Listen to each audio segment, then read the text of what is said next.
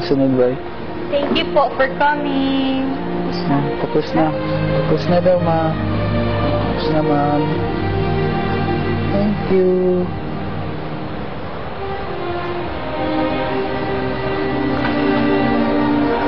Okay.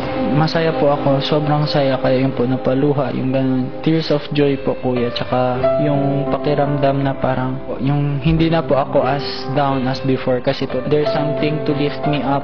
Even though a lot of things are trying to drag me down, kuya. Yun po.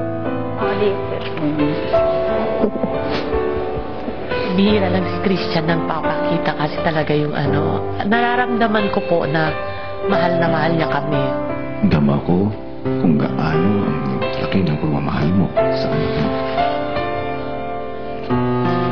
At batid ko rin ang kagustuhan ni Christian na masuklian ito kahit kaunti.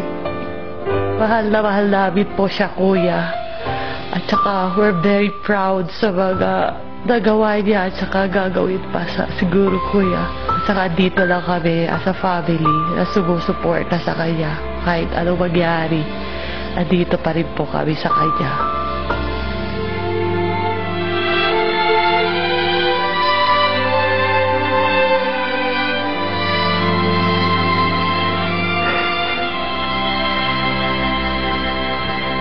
Sa mga kaganapan sa loob ng bahay, talaga namang handang-handa ng mga housemates sa pagbibigay ng pampering services para sa inyo, mga kapamilya.